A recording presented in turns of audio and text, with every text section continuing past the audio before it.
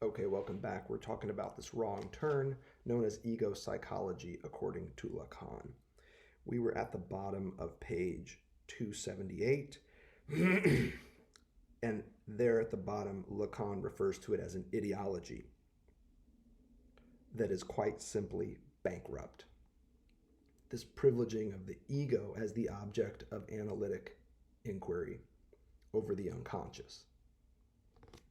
At the top of 279, Lacan wants to attach this ideology to Anna Freud, the ego and its mechanisms of defense.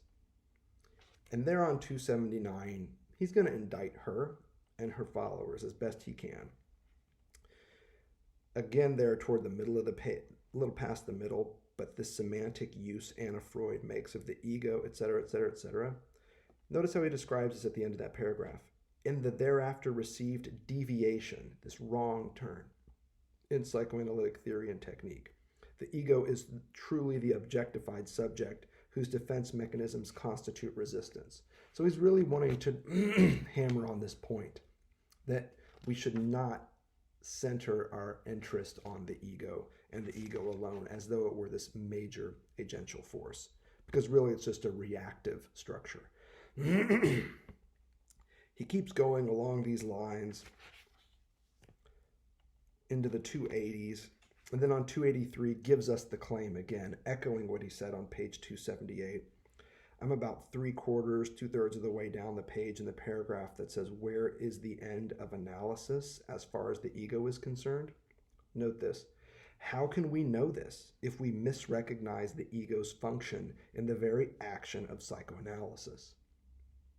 So what he's suggesting here is, not only is the ego not the place to look, but that even when people focus on the ego, they're not even understanding the ego correctly.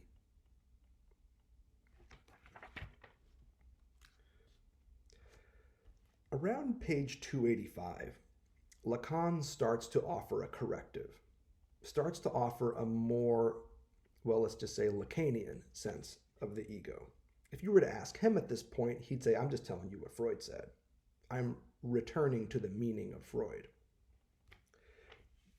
Note here on 285, about 3/4 of the way down. Here again, we see an indictment of ego psychology. In the early stage of psychoanalysis, the study of the ego never constituted a subject of aversion, as Anna Freud would have it in the above-cited passage.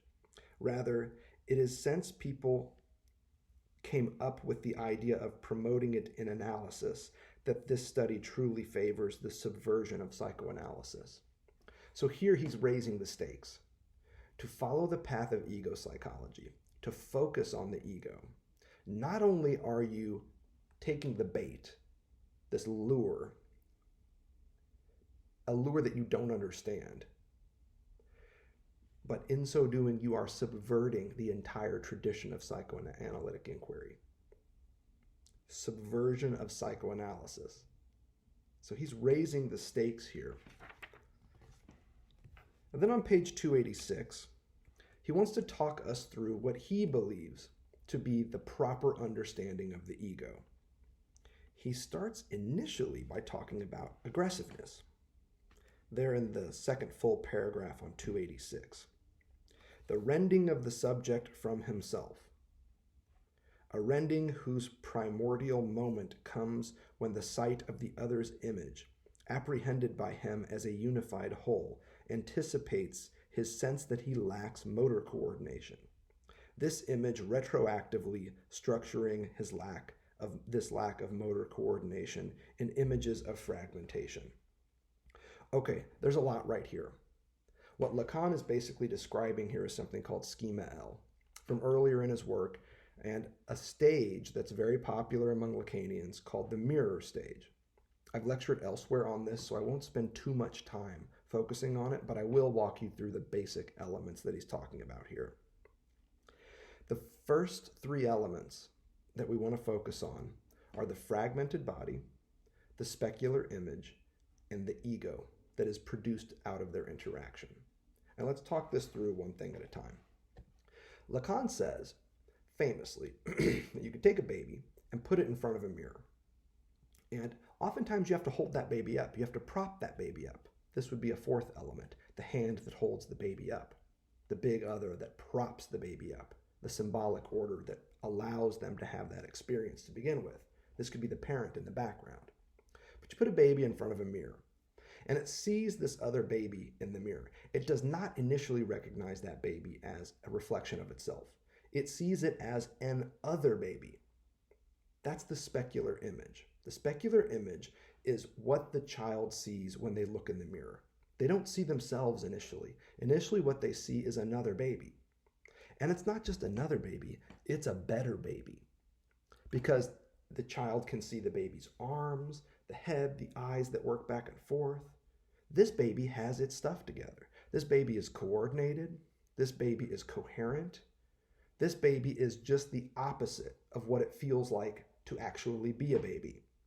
To be a baby is to feel uncoordinated, discombobulated, lacking in motor skills. You can't sit up on your own, much less be in front of a mirror on your own. You're completely helpless, a discombobulated mess as a baby. But you look in the mirror and you see this other baby that looks to be a coherent image, looks to be a strong baby, and maybe one that's better than you, that could compete better for resources. In other words, this other baby is a threat. So oftentimes you'll see when you put a kid up in front of a mirror that they'll lean forward and put their mouth on the mirror. And the parent in the background will say, "Oh, are you kissing your new friend?" Nah, that's not it at all. The baby is trying to take swipes at this thing, trying to annihilate it, hitting the mirror like this. It's an attack, but it's a very difficult one because every time the baby puts its mouth to the mirror to try and bite and annihilate the other baby reacts perfectly and puts its mouth to the mirror. Every hit at the baby in the mirror produces a defensive hit back, obviously because it's just a reflection of the actual baby. What emerges here is some tension between a fragmented body, a body that is experienced as discombobulated at the level of the infant in front of the mirror, and their perception, imaginary perception, of another baby that's not fragmented, that's at the level of the speculum in the mirror, the specular image. Now, initially, this is an aggressive relationship. That's how this is flowing out of the topic of aggressiveness. As time goes on, though, the child learns to identify with this other baby in a kind of like, if you can't beat them, join them way initially. And then eventually starts having fun in front of the mirror. So as time goes on, the child, the fragmented baby who feels like they don't have anything going, learns to identify, look up to, admire, glom onto, if you will, the specular image. Okay, the third element, the ego, is the product of this identification. The ego is a mashup, if you will, of feelings of inadequacy and fragmentation and discombobulation, and hopes and aspirations, ideals of coherence, of strength, of integrity. So you have this mashup of a fragmented body, which is the baby in front of the mirror, and the specular image, which is this coherent, admirable, ideal image. And those get mashed up and become the ego. The ego is the effect of this mashup between the fragmented body and the image in the mirror. Now, this, Lacan thinks, is crucial to understanding how the ego operates. Because first and foremost, what you see here is the ego is a product of some operation. It is an effect. Reading it one more time.